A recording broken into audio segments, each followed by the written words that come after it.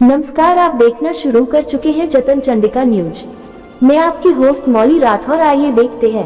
11 करोड़ रुपए समथिंग रायपुर के 24 वार्डों में खर्च किए। वहीं स्मार्ट सिटी के माध्यम से 200 करोड़ रुपए लगभग और खर्च हुए।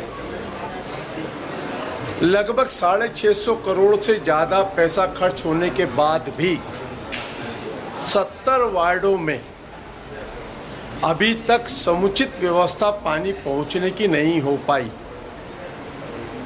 पहला प्रश्न यहाँ है कि डीपीआर बनाई तो डीपीआर किसने बनाई? डीपीआर का परीक्षण हुआ क्या? तो विधानसभा के मेरे ही प्रश्न के उत्तर में यह जानकारी नगर निगम द्वारा दी गई कि हमसे किसी प्रकार का सत्यापन नहीं कराया गया। जब साइट का परीक्षण हुआ होगा तो कितनी पाइपलाइन डली पहले से और कितनी पाइपलाइन और डलना चाहिए, कितनी आवश्यकता है। सरकार की योजना बहुत अच्छी थी, जन जन तक पानी पहुंचाने के लिए जल आवर्धन योजना लेकर के आई थी, लेकिन नगर निगम में बैठे हुए उस समय के तत्कालीन महापौर और उनकी पूरी टीम, यही नहीं वहां के वरिष्ठ अधिकारियों ने इस बात को गंभीरता से नहीं लिया और ओवरलैपिंग पूरे रायपुर नगर निगम के कई क्षेत्रों में हुई। जहां पहले से पाइपलाइन बिछी हुई थी, उस पाइपलाइन को दबा दिया और उसके ऊपर पाइपलाइन डाल दी। मूल उद्देश्य यह था कि जन जन तक पानी पहुंचे, लेकिन अधिकारियों की मिली भगत के कारण, गंभीरता से नहीं लेने से आम जन तक जो सरकार की योजना का लाभ पहुंचना था, वो पानी पहुंचना था, उसमें कमी देखने को मिली है। और यही विषय आज मैंने माननीय मोतीलाल जी के प्रश्न के अंदर मैंने सरकार के ध्यान में लेकर के आया हूं कि आपने पैसा देने के बाद में भी नीचे स्तर तक ये अधिकारी इसको इम्प्लीमेंट नहीं कर पाए।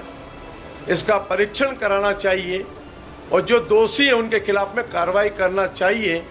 माननीय मंत्री जी ने कहा है कि आप इसके बारे में जो जानकारी मुझे दें, मैं जरूर इसके ऊपर कार्रवाई करूंगा। मैं माननीय मंत्री जी के प्रति भी धन्यवाद। सामान्य रूप से जेएनयूआरएम योजना के तहत केंद्र सरकार के संसाधन से शहर में सिटी बस का संचालन प्रारंभ हुआ, बस स्टॉप का भी निर्माण हुआ। किस रूट पे चलना चाहिए उसका मार्ग भी निर्धारित हुआ, लेकिन सिटी बस के टेंडर के बाद में जो एजेंसियां थी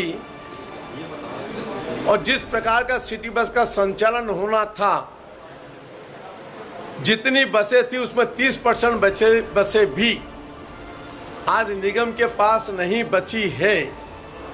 तो कहीं न कहीं जाकर के जिन अधिकारियों को और जिनको इनको संचालन करना था, उन्होंने इन सरकारी योजनाओं पर गंभीरतापूर्वक आम जनता को राहत देने के बारे में जिस प्रकार की मॉनिटरिंग चाहिए थी, उसकी कमी होने के कारण आज धीरे धीरे हमारी सिटी बसें कोलैप्स होना चालू हो गई है। और इसीलिए ये ध्यान आकर्षण किया हूं ताकि सरकार इन सब विषयों को गंभीरता से ले। पहले भी आप कह चुके हैं कि कार्रवाई हो नहीं रही है।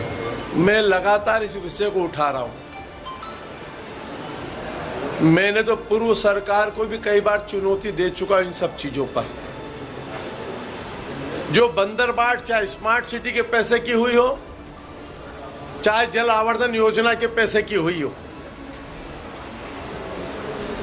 राजधानी रायपुर है और राजधानी रायपुर होने के बाद में यहाँ पूरी सरकार, पूरे प्रशासनिक अधिकारी रहते हैं और उनकी नाक के नीचे अगर अधिकारी लोग इस प्रकार के कार्य कर रहे हैं तो ऐसे दोषी अधिकारी के खिलाफ मैंने कार्रवाई की मांग की है और मुझे पूर्ण उम्मीद है कि उस पर कार्रवाई करेंगे।